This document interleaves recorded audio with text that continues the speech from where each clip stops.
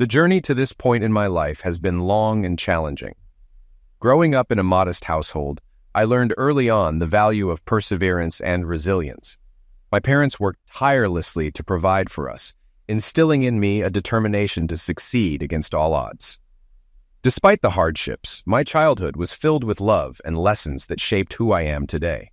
After completing my education, I entered the professional world with optimism and ambition.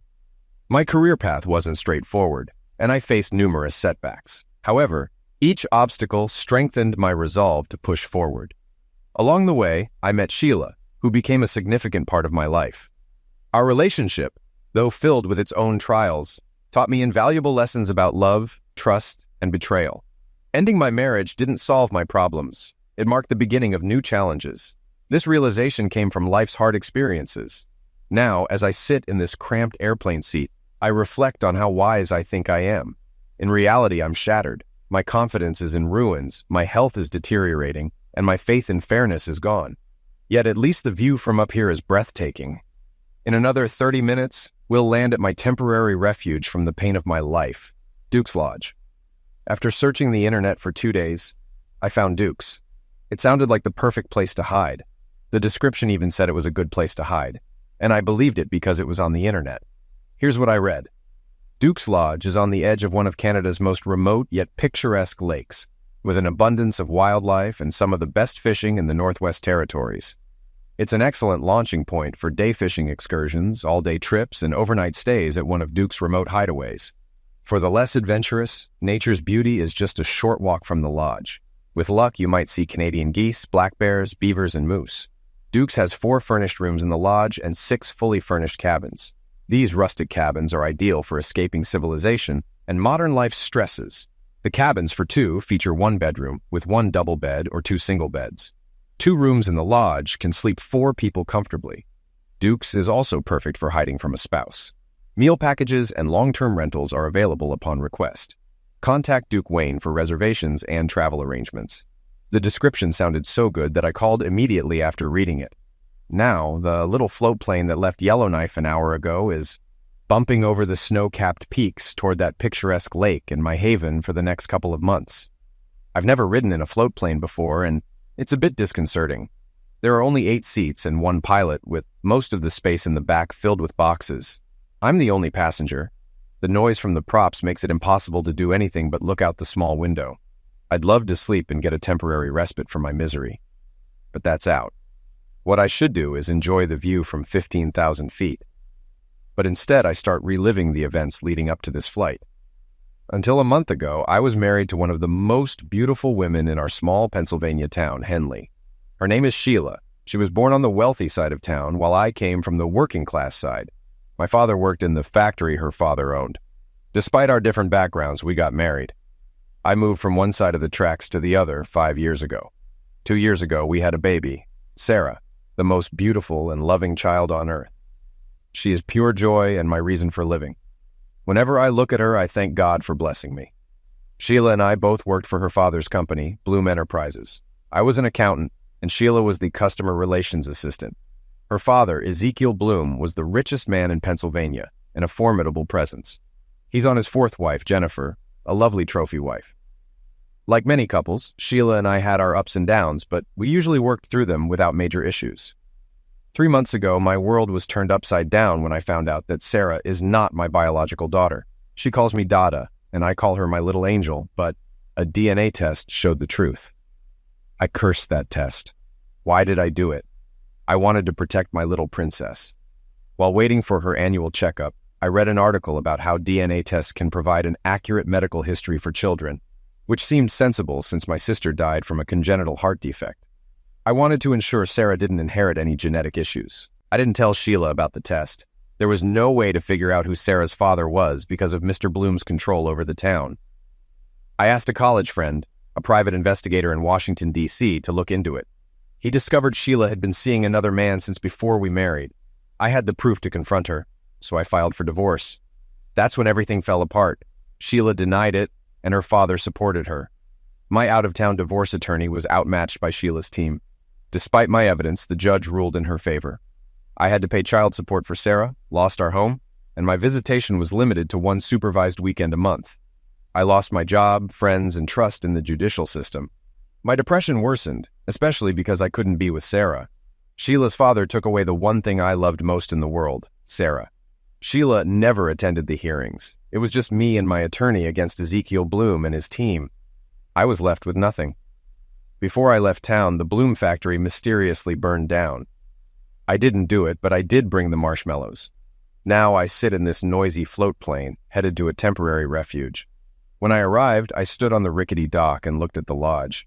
"Wow, this isn't what I expected," I said. The pilot, unloading boxes, replied, "Yeah, a lot of people say that when they arrive. It'll grow on you." The lake and mountains are beautiful, but the lodge isn't as grand as described. It looks like an old log cabin with a dirt path leading to the porch. I grabbed my bags and headed up the dirt path to the lodge, realizing I should have read the reviews first. Inside, a deep, gravelly voice from under the counter asked, "May I help you?" "Yes, my name is Leo Baker, and I have a reservation for one of your cabins." "Ah, Mr. Baker, I've been expecting you," said the lanky, silver-haired man as he stood up. "My name is Duke Wayne, and I own this place. Yes, my name really is Duke Wayne. My parents were big fans of John Wayne. I don't swagger like him, I just limp. Your registration said you wanted a long-term stay. Hiding from the wife, eh? That's fine by me, but not if you're hiding from the law." "No, just a domestic issue. I don't want to be found for a while. I reserved a cabin and would like to negotiate a long-term rental." "Great. We close for the winter in October, but you can stay until then. The cabins are up the road on the other side of the hill. It's a bit of a walk, especially with luggage. This time of year, you'll only have one neighbor. Breakfast is at 8 a.m., and we can discuss dinner arrangements then. If you need anything, check the bulletin board or ring the bell on the front porch. Here's your key to cabin number 2. It has the best view." "Thanks. Is there a phone or cell service?" "No phone or cell service, too remote. We have a radio for emergencies or ordering supplies. You can make a call through it.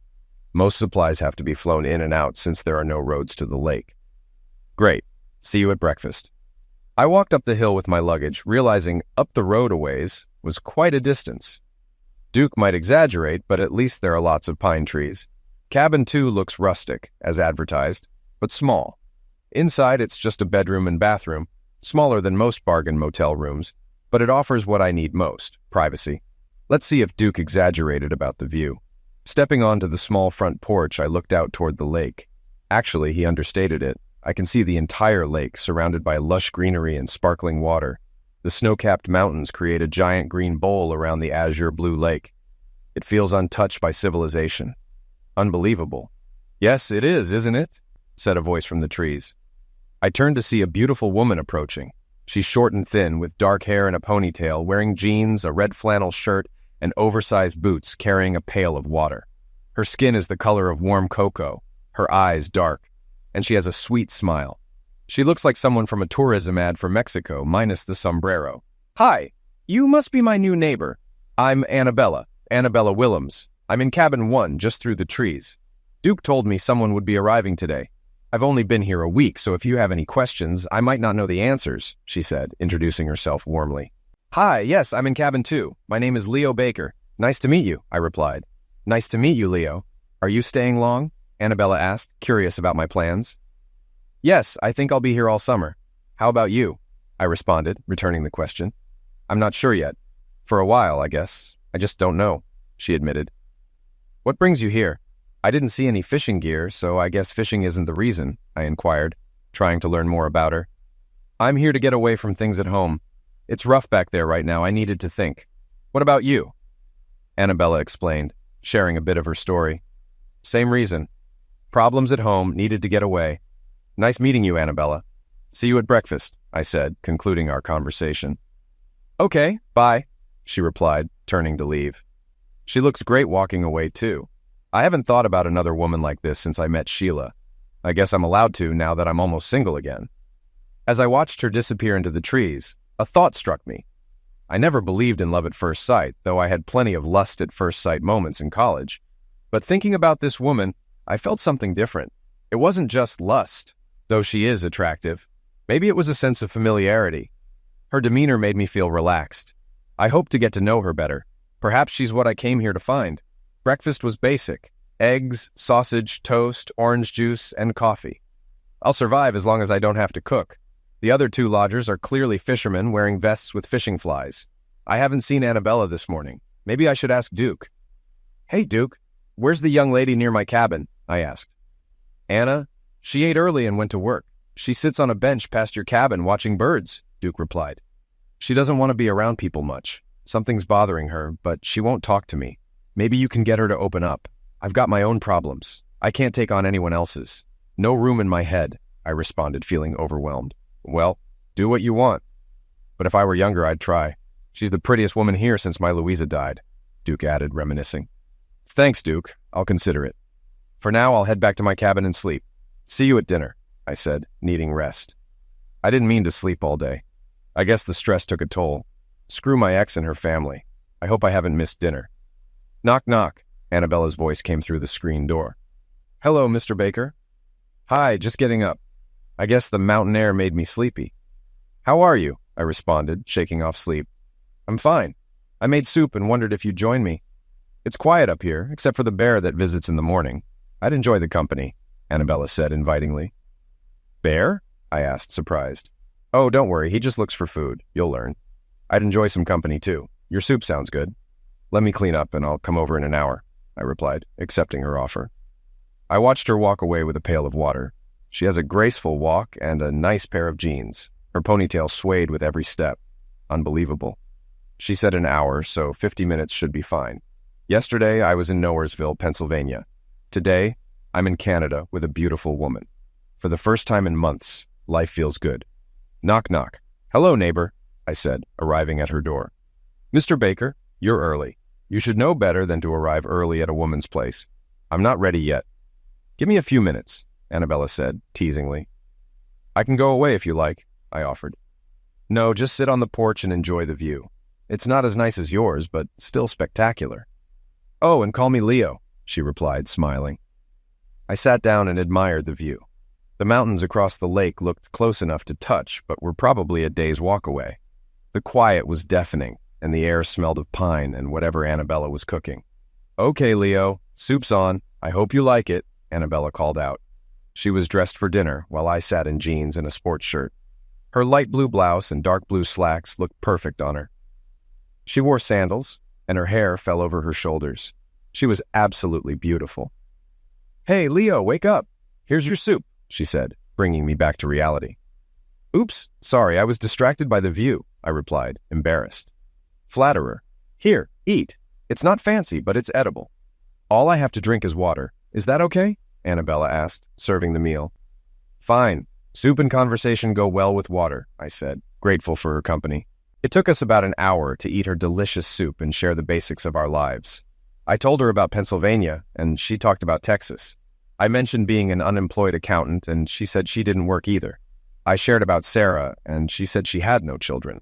It was all superficial, but it was a start. Leo, why are you here? You don't seem like a fisherman. This place is very remote. Are you here to get away from something? Annabella asked, curiosity evident in her voice. It's a long and painful story. I don't want to talk about it right now. Maybe later, I replied, deflecting the question. I'm sorry. I didn't mean to pry, she said, sounding apologetic. That's okay. How about you? I asked, turning the focus back on her. Same thing. A long story I'm not ready to share, Annabella responded. You have a better view from your cabin. Maybe next time we can eat there. I'd like that. Thanks for dinner. Your soup was great. Amazing what you made with that small burner, I complimented her. Well, I should go. Will I see you at breakfast? She asked, preparing to leave. Of course. Have a good night, Leo, she said as she left. I reached my cabin and watched the sunset over the mountains. The view was stunning and the sounds of nature were soothing. Everything was better in person than on TV. This must be what heaven's like. Usually I don't let my food get cold, but sitting across from Annabella made time slow. Breakfast was basic: eggs, sausage, toast, tomato juice, and coffee. But the company made it special. I motioned for Duke, and he refilled our coffee. I'm taking the others out on the lake. Will you two be okay here? Duke asked. I looked at Annabella and answered, We'll be fine. Maybe we'll take that nature walk from the website. As we walked back to our cabins, Annabella said, Leo, that nature walk is the path from the dock to the cabins. Pretty, wasn't it? Maybe. This place is less than I read online, I replied, smiling at her humor. What are your plans today? Nothing much. I usually sit on the bench on the hill or the dock and watch the birds. When the seaplane comes, I help Duke unload supplies. He never asks, but I do what I can. He's giving me a break on rent because I can't afford much. Duke is 76 years old and has been alone since his wife died 20 years ago, Annabella explained. Duke's quite a character. Sitting by the lake sounds good. May I join you? I asked. It would be my honor, she said with a mock curtsy. We walked to the lake, found old rocking chairs, and sat quietly for a long time, just rocking and looking at the view. Annabella seemed to start crying. What's wrong? I asked, concerned. Nothing, she replied, wiping her tears. Now I know something's wrong. Did I say something? What can I do? I pressed gently. I'm sorry. I have a lot on my mind. I don't want to burden you with my problems. You're here with your own worries, she said, sounding conflicted. I thought of a preacher from my childhood who said talking about problems can help. If you want to talk, I'll listen. You can't give me more problems than I already have. Maybe I can help, I offered sincerely. That's kind of you. I want to talk, but it's complicated, personal, and embarrassing. You're a stranger. How can I share my problems with you? Annabella said, hesitating. Let's trade stories. I'll tell you something about me, then you share something about you. We can go slow. I'll be an open book if you want to listen. I won't judge you. I'll just listen, I suggested. Okay, but you go first, she agreed cautiously. Where to start? Usually the beginning is best, I said, wondering how much detail to include. Okay, here goes. I was born and raised in Henley, Pennsylvania, on the working-class side of town. My dad worked at a factory, and my mom was a stay-at-home mom. I have an older brother and sister who live in different parts of the country.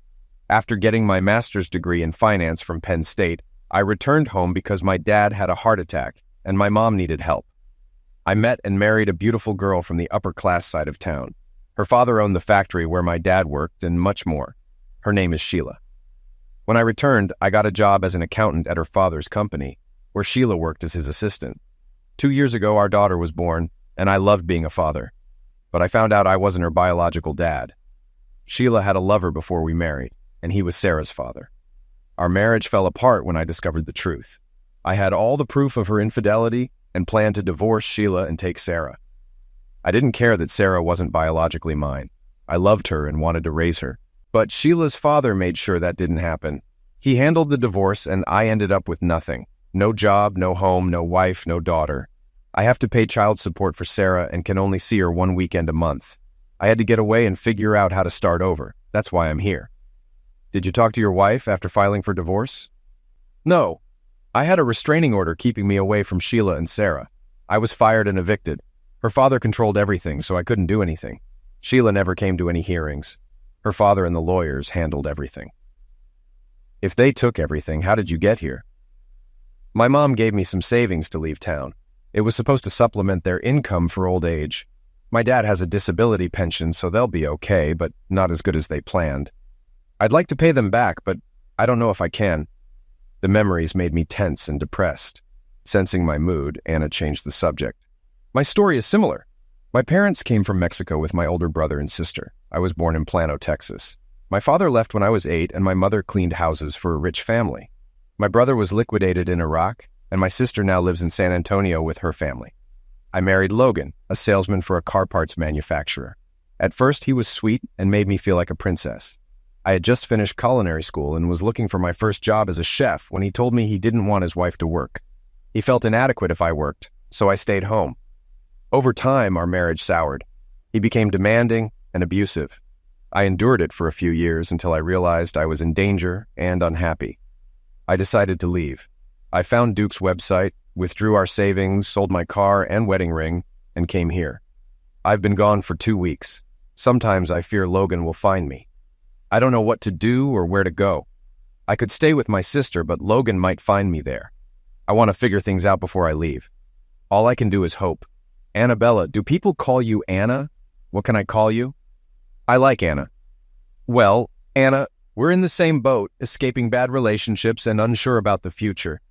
I have some money, and if you need help to stay here and figure things out, I'm happy to assist. Just remember the offer. That's kind, but I don't want to take anything from you. You have your own problems and you'll need your money, but thanks." Lost in thought, staring over the lake, our conversation stopped. Anna was also looking out, no longer crying. A big fish jumped near the dock, making us smile. "And Duke thinks he knows the best fishing spots," she laughed, lightening the mood. We talked about college. Penn State excited her, and culinary school excited me because I love eating.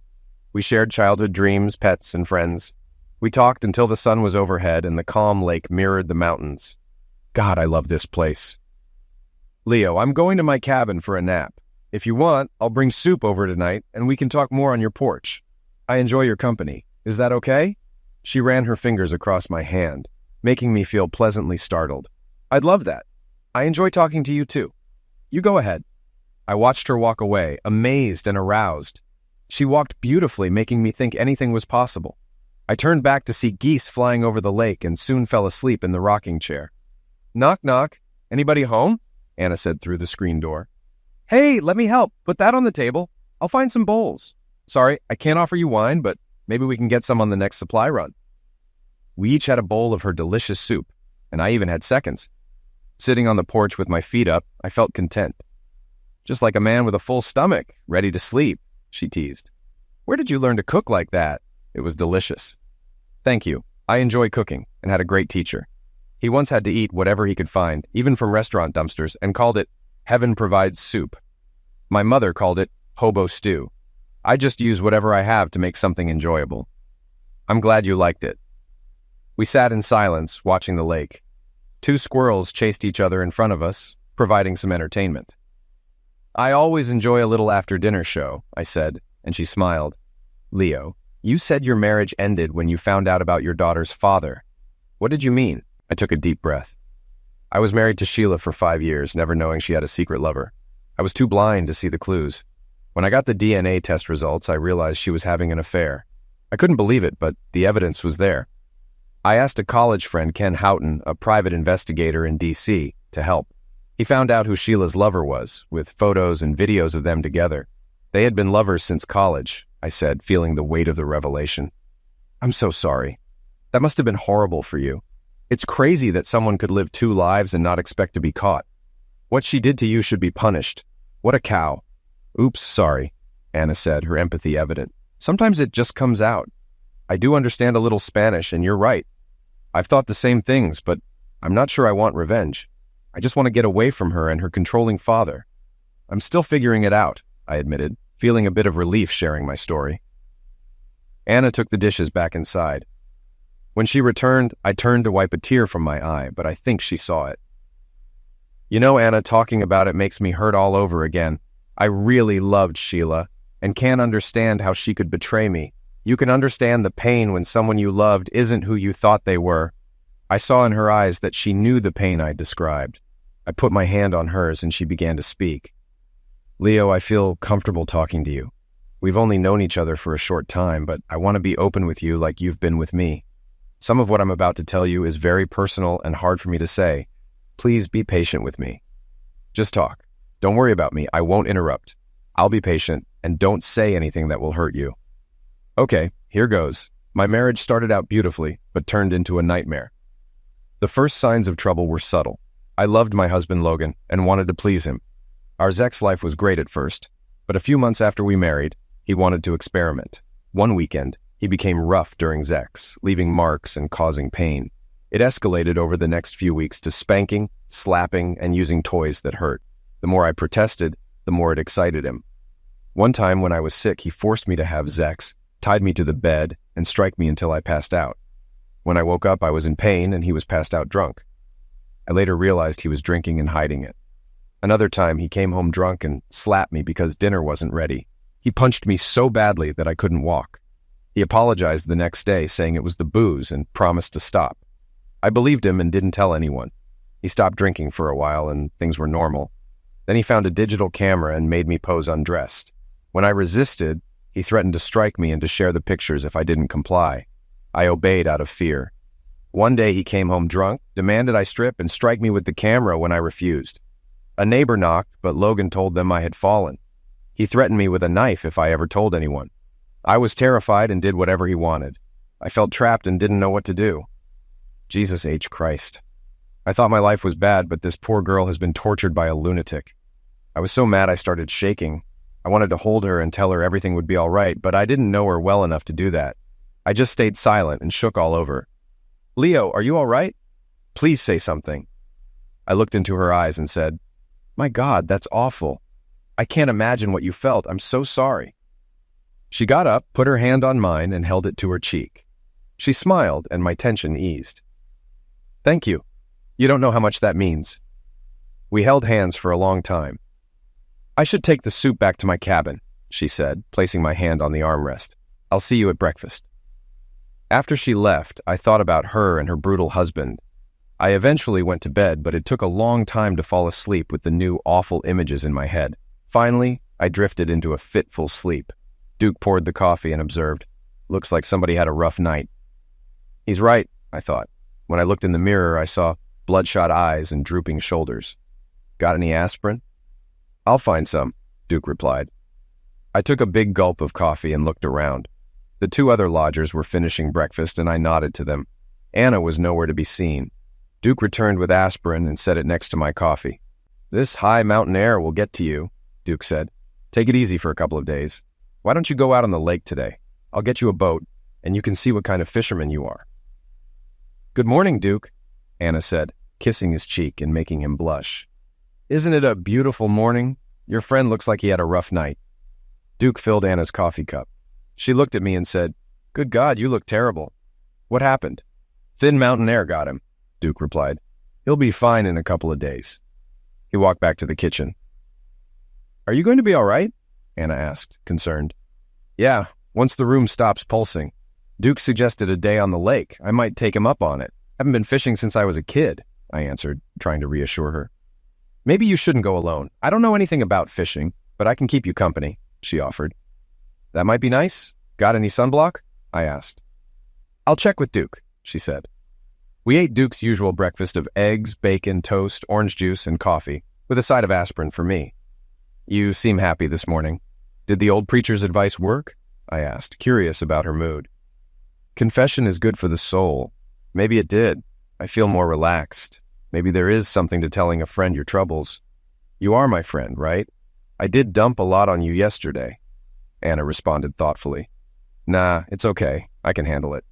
And yes, I'm your friend, I assured her. As we left the lodge, Duke called after us. I'll put one of the boats in the water. Take it out whenever you want, Duke said. Thanks, Duke, I replied. Anna took my hand and we walked back to our cabins. Around 10 o'clock, I met Anna at the dock. She wore a white long-sleeve shirt, blue jeans, tennis shoes, and a white baseball cap. Her hair was in a ponytail. She looked beautiful, especially with the big smile on her face.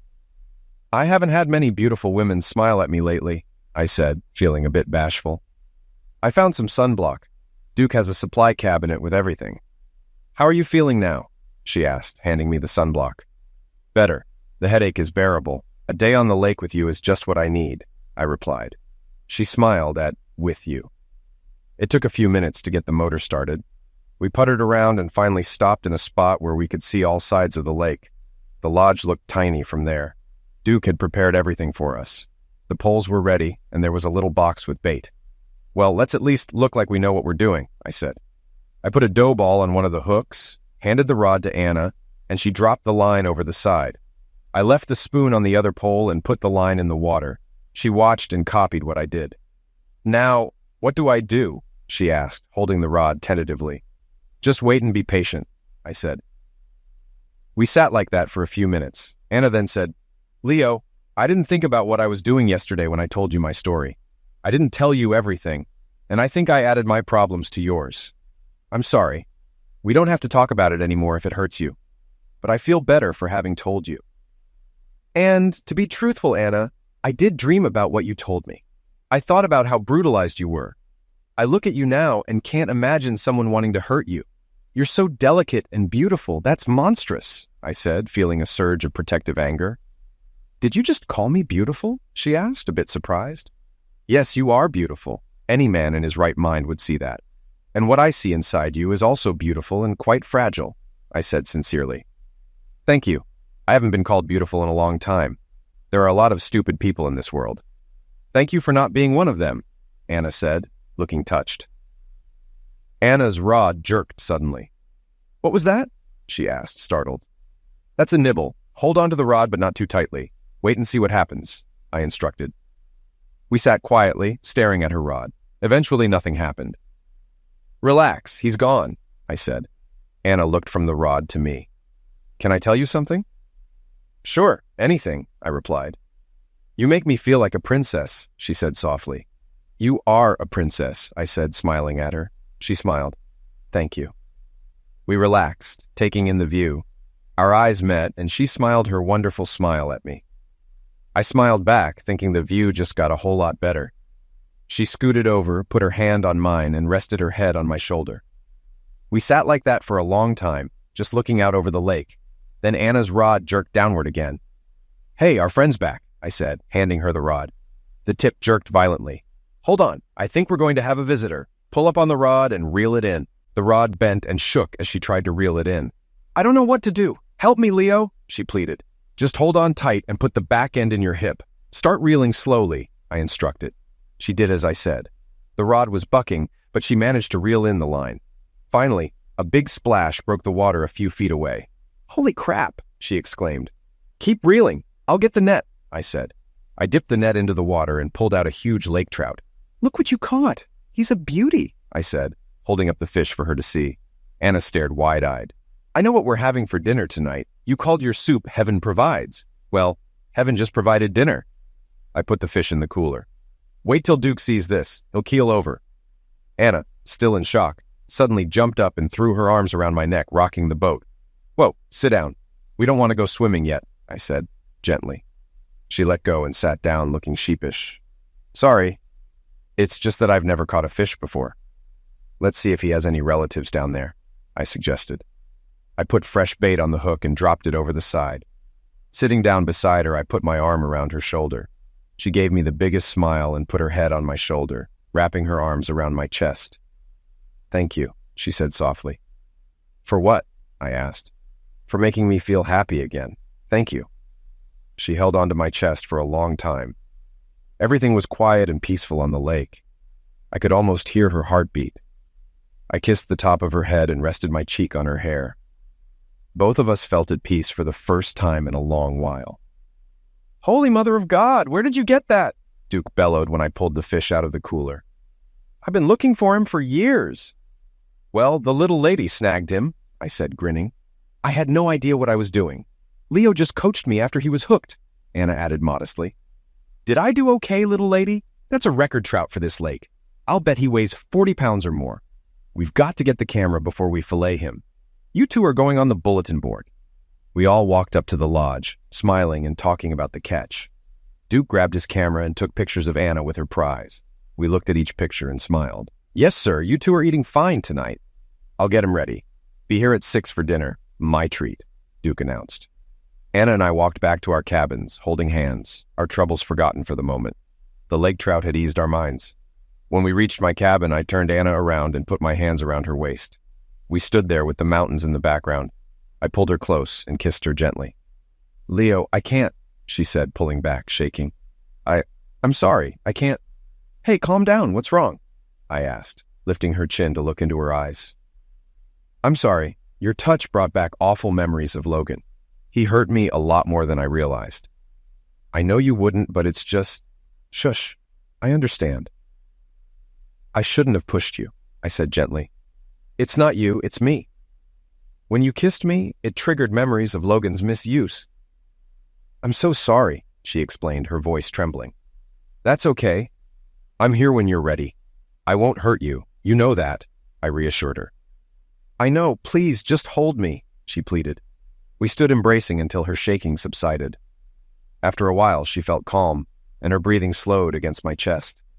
She seemed so frail and delicate in my arms. I would hold her forever if necessary. A bird chirped nearby, breaking the silence. We turned to look, but it was gone. When we turned back, her beautiful dark eyes smiled at me. Then her lips matched the smile. "Thank you," she said. Anna moved closer and gently kissed me. It was almost not a touch, so gentle. She pulled back, smiling wider. Time seemed to stand still. She kissed me again, this time more purposefully. We kissed tenderly. When we separated, we smiled and looked into each other's eyes. "There's nothing like a first kiss," I said. "Nothing will ever be more tender or full of expectation." "Except the second kiss," she said, smiling, and we kissed again, longer and deeper. Tap, tap, tap. "Hello? Anyone home?" I asked playfully. "Hello yourself. Come on in. I'm almost ready," Anna called from the bathroom. I walked into the cabin and watched her finish her makeup. "You are beautiful," I said admiringly. She wore a pretty yellow print top and a black skirt with sandals. Her hair was in a side ponytail. She held out her hands. "Now I'm beautiful. Let's go eat. I'm starved." "Not just yet. Not until I've messed up some of that makeup," I teased, leaning to kiss her, but she pulled away. "No, not now. Later. First we eat," she said, grabbing my hand and leading me out of the cabin and down the hill. As we walked to the lodge, Anna said, "You look nice. Who thought to bring a blazer to a fishing lodge?" She kissed my hand before intertwining her fingers with mine. "Right this way to your table," Duke said, bowing as we entered the dining room. "Your meal awaits." I pulled out her chair, and she sat. Duke draped a white napkin over her lap and mine. He went to the kitchen, leaving us alone. Anna broke the silence. "I love Duke. He's such a gentleman. I bet he was quite a ladies' man when he was younger. His wife must have been so happy." Duke returned with 2 plates of trout and vegetables. "My wife was the reason I lived. After I met her, I never looked at another woman again. She was my first and only love. We were together for 30 glorious years. Her ashes are up on the hill behind your cabins." He set the plates down. "Bon appetit," he said, and left us to enjoy our meal and each other. The meal went by quickly. At the end, Duke brought out a pear half drizzled with chocolate sauce. "Just leave everything here when you're done. I'll take care of it tomorrow. Good night, you two." After dessert, we sat holding hands, looking into each other's eyes. Anna said, "This has been a perfect day. Thank you for sharing it with me." "It's not over yet. We can stay up and see if there's an aurora tonight. How about some stargazing?" I suggested. "Sounds perfect," she agreed. "In the mountains, away from city lights, the stars are breathtaking. We could see the spiral arms of the Milky Way. No aurora tonight, but the stars were spectacular. We sat in front of my cabin holding hands, listening to the occasional hoot of an owl and chirping crickets. Suddenly, there was a loud crack from the bushes. I think we've got a visitor," I said. "Maybe we should head inside." "Good idea. I don't want to end a perfect day by becoming a bear's dinner," Anna said with a nervous laugh. We quietly got up and went into the cabin, shutting the door. "So, what do we do now?" I asked, curious. "I can think of something," she said, eyeing the bed. I took her in my arms and kissed her deeply. We made love, then lay panting beside each other. I turned to look at her and saw tears on her cheeks. "Anna, what's wrong? Are you okay?" I asked, concerned. She turned to me, tears streaming. "Oh, Leo, everything is right. I haven't felt like this in a long time. I felt loved. You loved me the whole time. It was perfect," she said, her voice filled with emotion. "Phew, I thought I was losing my touch," I joked, trying to lighten the mood. Smiling, she playfully slapped my back. "No, you haven't lost your touch. I love your touch. Just hold me," she said. We embraced, nuzzling each other until we fell asleep. Morning arrived with a gentle rain. The pitter-patter on the roof echoed softly. We lay in a warm embrace, listening to each other's heartbeat. "Good morning," she said softly. "Good morning, beautiful," I replied. "Do you want to skip breakfast and stay in bed all day?" she suggested with a smile. "Sounds good to me, as long as you're here too," I said, holding her closer. "Bet on it. Just let me brush my teeth, and I'll be back to keep you warm and safe." I got up and went to the bathroom while Anna watched. When I returned, I said, "Your turn." She got up and closed the door. I lay there thinking of her, feeling aroused. She returned, laughing at the protruding bedding, and jumped under the covers with me. We hugged quietly, listening to the rain. "Leo, don't take this wrong, but I've got something to tell you. I think I love you. I know it's crazy because we've only known each other a few days, but I feel so comfortable and safe with you." "Wow. Maybe it is crazy, but I feel the same. I want to focus on you and not the mess I left behind. Anna, I could feel that way about you too. But I can't think about loving you until I figure out my problems. I don't want to hurt you. I care about your happiness, and right now, that's all that matters to me. Stop thinking and hold me." Anna and I stayed in bed all day, talking and loving. We made love 2 more times, gently and lovingly. We forgot to leave the cabin to eat. The next day, the rain stopped, but everything was still wet and muddy as we headed to breakfast. "Missed you yesterday. What did you do? Stay in bed and listen to the rain?" Duke said with a knowing smile. "Yeah, something like that," I admitted with a smile at Anna. "Today's Tuesday, and the supply plane is due around noon. No new guests are scheduled, so you two will be the only ones here when the others leave. If you want anything special, leave me a note and I'll send it out. The plane comes on Tuesdays and Fridays, so plan ahead." "Can we get anything?" Anna asked. "Anything from a grocery store, liquor store, or hardware store. Other stuff might take longer, but you can order any time." She smiled and took a bite of toast. The same float plane that brought me arrived filled with supplies. We helped Duke unload everything while the fishermen packed their luggage. Duke later sat with us, explaining how he's run the lodge for 20 years, dealing with isolated winters and planning everything in advance. The loneliness since his wife passed was the hardest part. We spent the day talking about the mountains, the lake, fishing, hunting, and winter challenges. We didn't discuss why Anna and I were there. After dinner, Anna insisted on making a stew. "I like that gal," Duke said. "But there's something sad about her. She seems happier since you arrived. I hope you two hit it off. She deserves happiness." "Duke, I like her a lot too. I've got my own troubles, but I'll take it slow. I won't hurt her, I promise." Anna brought out a steaming pot of vegetables and fish.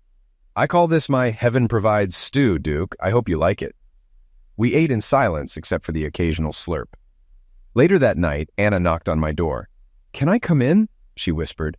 "I was thinking about you too. Can we combine everything and be together in one cabin? Duke knows and seems okay with it." "Of course. You shouldn't go back tonight in case that bear is lurking. I just found you. I don't want to lose you." She snuggled next to me, pressing her body into mine and wrapping her arms around my neck. "Leo, if you don't want to answer this, I understand. But you told me about your wife having a lover. How could you stay with her after finding out?" "I don't know. I avoided her. Every time I saw her, I thought about what I saw in the video. I just wanted to be with Sarah. To be with Sarah, I had to stay with that conniving woman. I avoided her, did extra projects, and took Sarah to the park. All I thought about was finding an attorney and getting out. When I filed for divorce, everything exploded. Her father got involved and my problems worsened. I've already told you most of it, but the worst part is too disgusting to talk about. After I found out, I threw up. Even now, thinking about it makes me sick. That was the deal breaker. I knew I had to get as far away from her and her family as I could. Then don't talk about it or think about it. Come here and hold me, and let's not think about her anymore. I'll help make it better." We lay there in silence, holding each other. I lifted my head and looked into her dark eyes. "Thank you for being here," I said, kissing her tenderly. It reminded me there are good people in this world, and she was one of them. Our lips parted, and I rested my head back on her shoulder. "Leo," she whispered. "There's more to my story that I couldn't tell you the other day. I think I'm ready now because it might help me overcome some more demons. Like your preacher said, confession is good for the soul. Believe it or not, it's worse than what I've already told you. Can you stand to hear it? Anything for you. Afterward, I may want to eliminate somebody, but I'll listen to whatever you need to say." Well, this happened after what I told you before. Logan threatened me with a knife and said I had to do whatever he wanted. One day he came home high and told me to dress up because he had a surprise. I changed into one of my nicest dresses and found Logan talking to a woman named Faye, his boss. She was tall, strong-looking, and had a gravelly voice. Logan had shown her the unclothed pictures he took of me, and she wanted to meet me. He told me to entertain her to make her happy, or I would be punished. Faye told me to strip and dance to music. Terrified, I did as she asked. When I was done, she started touching and kissing me. I cried, and Logan got mad, dragging me to the bedroom and telling Faye I was hers. She did terrible things to me while Logan watched, smiling. After she left, Logan forced himself on me and told me his plans. Faye wanted to come over again, and in return, she gave Logan a valuable account at work. Logan showed my pictures to his friends and said I would entertain them too, for money. He planned to pimp me out to his co-workers and customers. When I heard that, I knew I had to leave. So, the next day, I ran away. She went silent, staring off into the distance. Her face contorted, and tears filled her eyes. "Oh God, I can't go on." Her whole body shook as she broke down in sobs. I took her in my arms and held her tightly. "Everything's all right now. You're safe here with me. I'll take care of you. I'll love you. I whispered to her. She continued crying, her tears soaking my shoulder. Her sobbing slowed, and she eventually fell asleep in my arms. When I woke up, I said, "Morning. Did you say you loved me last night?" she asked. "Yes, I did. What you told me was horrible, and you didn't deserve any of it. I'll make sure you never suffer like that again. I think I've fallen in love with you," I confessed. "God, I'm so happy. Thank you, Leo. My prayers have been answered." "I love you too, but I really need to pee, and then we need breakfast," she said, moving toward the bathroom. I smiled. At breakfast, I said, "Duke, you should have a full-time cook here to give you more time for other tasks." "Can't afford one. Louisa used to cook, and I did everything else. She was a great cook." "Me? I make do," Duke replied. "Anna's a great cook. Maybe she could work for you to help pay rent. Is that okay, Anna?" I suggested. "Of course, I'd love to help if that's okay with you, Duke," Anna said eagerly. "I'll think about it. I have 8 people arriving on the next plane. We'll see how it goes," Duke said thoughtfully. After breakfast, I asked Duke, "How do I make a phone call? I need to let someone know where I am." "All I've got is the radio. Yellowknife can patch you through to an operator. It's a bit expensive," he explained.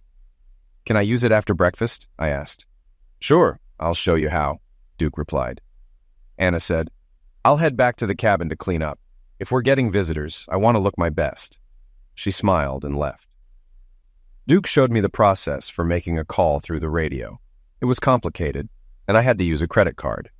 Duke let me use his card to avoid leaving a trace on mine. "I'll pay you back. Put it on my bill," I told him. Duke left me alone to talk. "Hello?" came the voice from the radio. "Hi, Mom, it's Leo," I said. "Oh my God, Leo, how are you?" "Where are you?" my mom asked, sounding worried. "I'm fine, Mom. I'm out of the country and can't say where. If someone asks, you can't lie. What's happening there?" I inquired. "They're looking for you, Leo. Mr. Bloom is furious. After the factory burned down, he blamed you. There's a warrant for your arrest, and the FBI talked to us. We didn't know where you were, so we couldn't tell them anything. I think someone's watching the house," she explained. "What did you do with the package I gave you?" I asked urgently. "I put it in the basement behind some jars of canned peaches. I didn't open it," she replied. "What about Sarah?" I asked. "Sheila came by with Sarah. She said she wanted to talk to you. Sarah's fine, but she misses you," my mom answered. "I don't want to talk to Sheila. I just care about Sarah," I said firmly. "Leo, I know your divorce will be final soon, but could you talk to Sheila? Was it really that bad? Is there any way to work things out for Sarah's sake?" my mom pleaded. "Mom, Sheila was having an affair the entire time we were married. There's more, but I don't want to hurt Sarah. Maybe someday, but not now," I said, trying to stay calm. "Okay, I'll trust you," she said, her voice softening. "Mom, I've met someone here. Her name is Anna. She's also running from a bad situation. I want you and Dad to meet her, but I can't come home. I'll figure something out. I'm not as depressed as before. I'm actually happy with Anna. I just wanted to let you know," I shared. "Oh, Leo, I'm so happy for you. You deserve to be happy. Call and let us know your plans. I love you, son," she said, sounding relieved. "I love you too, Mom. Bye." "Oh, crap. What am I going to do now? The FBI's looking for me? I didn't do anything, but Bloom has the police saying I torched his factory. What about Sarah? And now there's Anna. I can't do anything that would hurt her. She has her own problems. How can I get away from Sheila's father, be with Anna, and have a future free from the past? What a mess," I muttered to myself, feeling overwhelmed. The next day, the float plane arrived, dropping off 8 men with expensive luggage and fishing gear. Duke greeted them warmly. "Welcome back, gentlemen. It's good to see you again. This makes your 9th year, right? Everything's the same, except the fishing's better. You should see the monster caught yesterday." We helped carry the luggage to the lodge. That afternoon, the men took boats out to fish. Duke had Anna help him in the kitchen with dinner. She prepared the fish they caught and steamed vegetables, while Duke handled the salads and bread under her direction. For dessert, Anna made a pear cranberry crisp. The new lodgers were thrilled with dinner and asked to meet the chef. Anna shyly went into the dining room. I watched from another table. One man spoke up. "Madam, we want to compliment you on dinner. Everything was delightful. I own a string of restaurants, and none of our chefs could match what we just ate. If you ever want to leave here and work for me, you have a standing invitation. Thank you very much. I'll keep your offer in mind. I'll see what surprises I can whip up for breakfast." Anna then came to my table, smiling. The praise had boosted her spirits. The restaurant owner walked over to us. Sir, you should be proud of your wife. She's a magnificent cook. I'm serious about my offer, I said. Yes, I am proud of her, but we're not married. We met here, refugees from bad situations back home, Duke clarified. I'm sorry to hear that. Where are you from? Anna asked. I'm from Plano, Texas, she said. I'm from Henley, Pennsylvania, I added. Another man chimed in. I know some people in Henley. What's your name? Leo Baker, I replied. Nope, don't recognize the name. Where did you work? The man asked. Until recently, I worked at Bloom Enterprises as an accountant, I said. Now that name I know. Bloom cheated me out of $1 million contract. It set my business back quite a bit, he responded. Yeah, I was married to his daughter, I admitted. The man came over to our table. No crap, you're Ezekiel Bloom's son-in-law. I was. I got divorced recently. I'm not sorry to be out of that family, I explained. What happened? The restaurant owner asked, intrigued. In short, my wife cheated on me. I filed for divorce and Bloom made sure I came away with nothing. No money, no job, no daughter. I came here to get away. And that's where I met Anna, I summarized. Another man joined us. Did I hear someone mention Bloom Enterprises? Yes, I used to work there, I confirmed. That name is familiar. I work for the Justice Department in the racketeering section. We're investigating Bloom for violations of several laws. I'd love to talk to you in more detail, he said. Wow, I didn't know that, but I'm not surprised. Bloom owns everything in town, including the judge in my divorce hearings. Just before I left, one of his factories burned down and I'm the main suspect. There's a warrant for my arrest and I'm sure he had something to do with it, I explained, feeling the weight of the situation. A fourth man interrupted. I heard your story and wanted to chime in. I'm a lawyer. How do you know Bloom owns this judge? I had a video of my wife with her lover. The judge rejected it and threatened to jail me if I showed it to anyone, I revealed. That sounds like a judge I know in Henley. He screwed me and my clients too. You need help getting unscrewed. Maybe we can talk and see what's possible. I'd like to help, the lawyer offered. The manufacturing man added, Absolutely. I'll do anything to give Bloom a taste of his own medicine. A fifth man stood up and approached us. Looks like we need some military-style coordination here. I haven't seen action since Afghanistan, and I'd love to help take down a big shot. No offense, Mr. Baker. None taken, I said. Let's head to the porch, have a couple of drinks, and talk this over. With all the brains here, we can come up with something spectacular. What do you say? Anna chimed in. This is where I make my exit.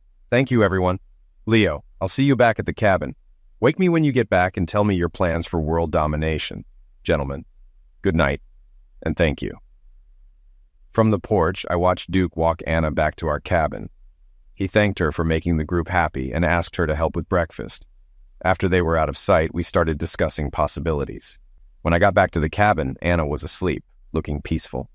I didn't want to wake her and bring back her troubles, so I quietly slipped into bed and spooned her. It was another perfect day. That night, the aurora borealis lit up the sky, but we were asleep in each other's arms. The next morning after breakfast, Anna and I sat on the dock. Anna, before I tell you about last night's discussion, I have a question. What do you want to do about your husband? I can't see any alternative but divorce. I don't want you going back and getting hurt. What are you thinking? I've thought about divorce, but he would come after me. He's very possessive. I thought about staying hidden and hoping he moves on. Why? What do you have in mind? Yesterday, we talked about my problems. I told them I wanted justice, not revenge. These men have influence and money. One is a CEO of a huge computer company. The lawyer, Alan, knows my friend Ken, the private investigator. The retired colonel in the Army Special Forces will coordinate everything. We just have to sit tight here until they're ready. That sounds wonderful. Do you think they could help me? Yes, Alan knows a divorce lawyer in Dallas who's a shark. Everything should be ready by the time we get back. You just need one meeting to sign papers, and the Army major will handle getting Logan to sign. Everything's going to be okay. Why would a bunch of strangers help me? I'm just a cook in a remote lodge. There are good people in this world. They see something in you that maybe you don't see in yourself. Something I already knew. Anna smiled. We sat on the dock, holding hands, thinking about the future. 5 days later, we helped the fishermen load up the float plane. I thanked each man, and Anna kissed each one on the cheek, even the shy computer geek. The restaurant owner gave Anna his business card, reminding her of his job offer. Please call, he said. After they left, Duke wandered back to the lodge, and Anna and I took a boat out onto the lake to fish and talk. Anna asked. "When will this all happen? I don't want to leave Duke without a cook." "Maybe 2 or 3 weeks. If all goes as planned, you should be heading back here within a few days. We can arrange for you to visit your mother and sister if you want." "Okay. I just want it over with so we can be together. Will you come back here afterward?" "Absolutely. Once I clean up the mess from my old life, I plan on starting a new one with you." Anna scooted over, put her head on my shoulder, and we sat there, enjoying each other's touch. 3 weeks later, Anna and I sat on our cabin porch at sundown, discussing the trip home the next day. We were both tense about what was to come. Despite careful planning, Murphy's Law could still strike. I had hope, though. "Leo, hold me. I'm so scared. If I wasn't here in your arms, I might be back there, tied to a bed and being used by everyone. I'm terrified he'll find me." "Shush, that's not going to happen. You're safe now and always will be. I'll protect you." We sat holding each other, watching the sun set behind the mountains. I stroked her cheek as a tear rolled down. Her gentle breathing showed she was more relaxed. "Anna, since you shared your whole story, I need to tell you about my final demon. This is as hard for me as it was for you. When I found out my daughter wasn't mine, I was furious. I wanted to eliminate Sheila and her lover. If they had been there, I might have. I went looking for Sheila and found her with her lover. It was her father, Ezekiel Bloom. They've been lovers since before we were married. The photos and video, I'd confirmed it. Sarah is his daughter. If anyone knew, it could hurt her immensely. I'll do anything to protect her." "Oh my God, Leo, that's unbelievable. How could she? I'm speechless. I want to strangle her for hurting you. I feel so sorry for your daughter. When I saw them together, I thought divorcing her would solve everything. Instead, it made things worse. I ran here to escape and found you. Now I know we have a future. Once we close the door on our past, we'll be together. If you want me." "Oh, Leo, of course I want you. You make me feel like a princess. The next few months may be difficult, but we'll be together forever. That sounds wonderful. We might not get a chance to be together for a while after tonight. I want to make love with you one more time before we go. I love you so much." We kissed in the fading light and walked into the cabin. We made love, and afterwards she looked into my eyes and kissed me. God, that was fantastic. She relaxed and fell onto my chest, and we fell asleep. "Duke, Anna will be back in a week at most. I'll be gone longer. I know the lake will freeze and flying in will be impossible, but I'll try to get back before then. Keep an eye on my little chef. Don't worry about me. I've been here 20 years before you came and will be here 20 more after you leave. I'll take care of your little darling. You two be careful and have a safe journey." Anna kissed Duke on the cheek, then stepped into the plane. I shook his hand and followed her in. The pilot entered, closed, and locked the door. I saw Duke waving goodbye as we took off. As we flew, I thought about what lay ahead. In Dallas, we went to see Anna's attorney. I pictured a fierce lawyer, but Jane Oakes, a little gray-haired woman, surprised me. "Good afternoon. I'm Jane Oakes," she said, sitting behind her mahogany desk and smiling at Anna. "Don't let my appearance fool you. It works to my advantage. Once the opposition meets me, they wish they hadn't. Anna, I've heard everything from Alan, but I want to hear it from you." For the next half hour, Anna retold her story. Jane listened intently. "It's worse than I thought, but don't worry. We'll put an end to it. You'll get your divorce and everything you want, I'm confident. Let's get the papers signed and I'll explain what happens next." When Anna signed everything and we were driving to her sister's house, she broke down crying. I wasn't sure if it was from sorrow or joy. Her tears lasted until we were on the interstate. She wiped her eyes, blew her nose, and placed her hand on mine. "I keep saying thank you, don't I? I can't wait until it's all over," she said, looking out the window at the passing countryside. At her sister's house, Anna seemed reborn. She laughed and played with her nieces and nephews and ran around with their big dog. Watching her transform into a new woman made me love her even more. Later, her mother arrived, and the three women had a private talk while the men stayed in the backyard with beers. When they returned, everyone looked teary-eyed. Anna and her sister went to make dinner, and her mother took me aside. "Mr. Baker, Anna told us what her husband did and about you. She said you have your own troubles to fix before you can be together. She also said she loves you and feels safe with you. If you ever hurt her like her ex did, I will hunt you down and eliminate you. But if you treat her well, you'll get my 16-layer cake every Christmas. Take care of my little girl. She deserves the best." Shocked, I could only say, "Yes, ma'am." She kissed my forehead, smiled, and led me back to my chair. Each day we stayed at her sister's house, and each night at a nearby motel. Anna was wrong. We did have time to make love while waiting for the call from her attorney, quite a few times. 5 days later, Anna got the call she had been waiting for. "Hi, Anna. This is Jane. Everything's done. Your husband signed the papers. As soon as the court processes them, it will be final in 3 to 6 months. Until then, you're still married, but can do whatever you want except remarry. Your husband was convinced to sign by someone from the Army. I don't know who your friends are, but I might want to borrow them sometime. Take care and have a nice life." Anna's abusive marriage was over. We celebrated with ice cream, and everyone had a great time. At the Dallas-Fort Worth airport, we held each other and said our goodbyes. Anna went to one terminal, and I went to another. "I'll call Duke and leave a message when I get to my parents' house. I'll call again with good news. Take care. I love you." "I love you too," she cried. We parted, our fingertips the last to touch. I drove 2 hours from Harrisburg Airport to Henley, timing my arrival for dusk. I parked around the block from my parents' house and walked through the woods. I knocked on the back door. "Who's out back knocking on that door?" my dad's voice called out. "It's me, Dad." "Leo. Damn, Mom, it's Leo. Come on in before someone sees you."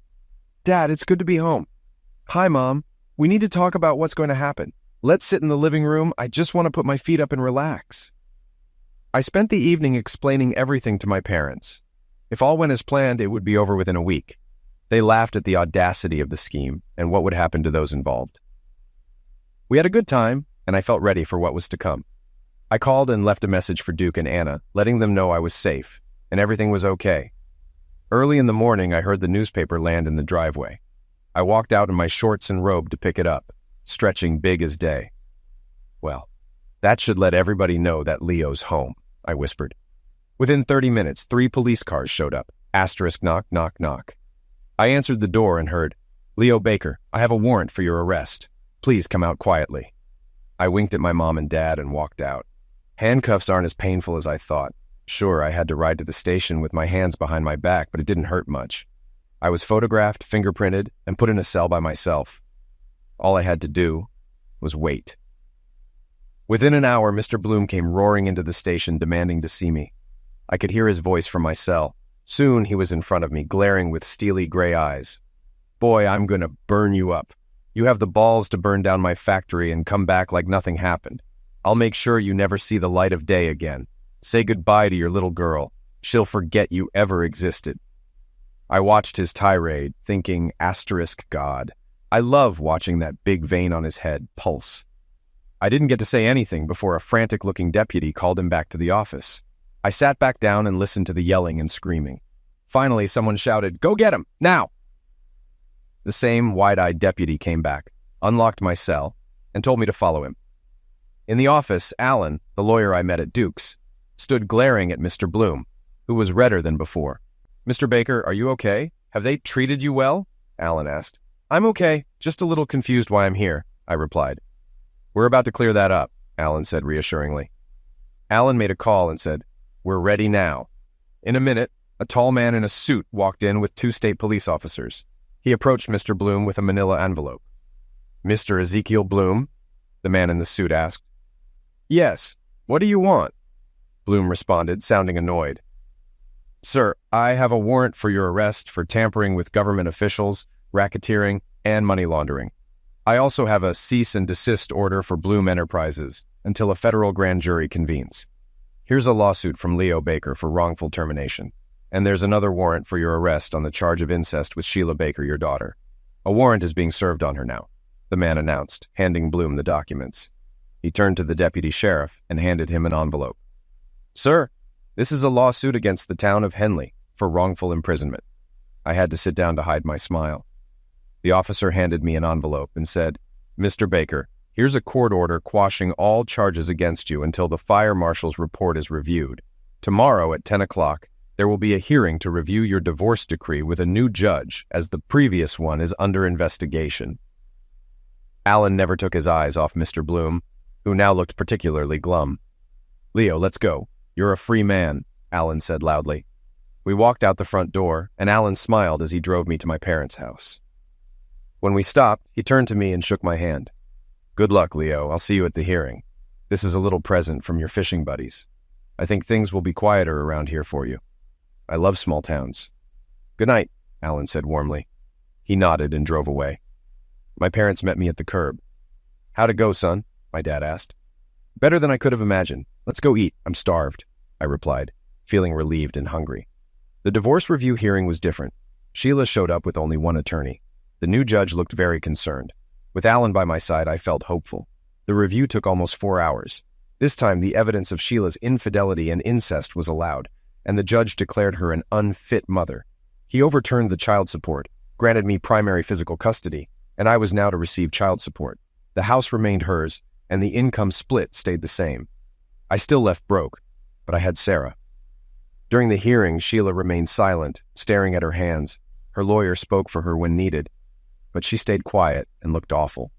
After the hearing, I asked to speak to Sheila alone. I began, "Sheila, this isn't about revenge. I just wanted a divorce and to get as far away from you as possible. You and your father hurt me more than you can imagine. When he tried to railroad me, I got mad. Everything that happened is your fault. He always got what he wanted, but not this time.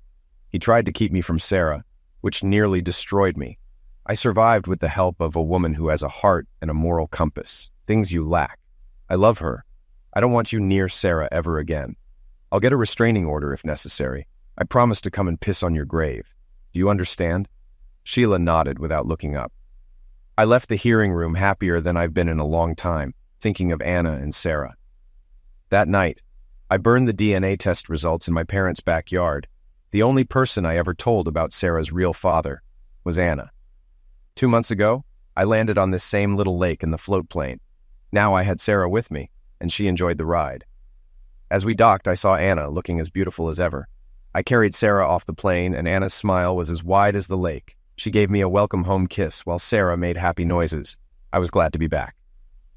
Anna then told me, "Leo, I've got bad news. Duke had a stroke. He lost the use of his right hand and now walks like John Wayne. He'll be fine in time, but he needs help running this place." I said I'd stay. What do you think? I felt like I was coming home, not just because of Anna, but also because of this place. "I'll stay with you forever. We'll take care of Duke and our little girl together. I missed you and I love you." "Welcome home," she said. "I love you." It's been 5 years since I first came to Duke's Lodge. Anna and I married the spring after our first winter here. Sarah loves it, especially playing with Duke, her old teddy bear. We gave Sarah 2 little brothers, twins named Duke and Wayne. They're now 3 and getting into everything. Anna is a great mother, and I'm thankful every day for finding each other. Anna is pregnant with our 3rd child, a girl, due in 3 months. We're considering naming her Louisa. The lodge has expanded, with a larger main house, new cabins, stone walkways, and more boats. The dock is wider, and there are native artworks everywhere. Duke supervised the upgrades, funded by the lawsuit settlements against Bloom and Henley. Anna enjoys her new gourmet kitchen, courtesy of an anonymous restaurant owner. We have satellite communications and solar power, thanks to some generous benefactors. The lodge is now packed year-round with a waiting list for popular dates, matching the website's promises. When my parents visited after the twins were born, they told me Sheila has become a recluse and no longer associates with her father, who is still on probation for racketeering. I couldn't care less about them. Duke passed away a year ago, leaving everything to Anna and me. We buried his ashes with Louisa's by the park bench on the hill and visit them often. We miss the old buzzard, but his spirit lives on in the lodge.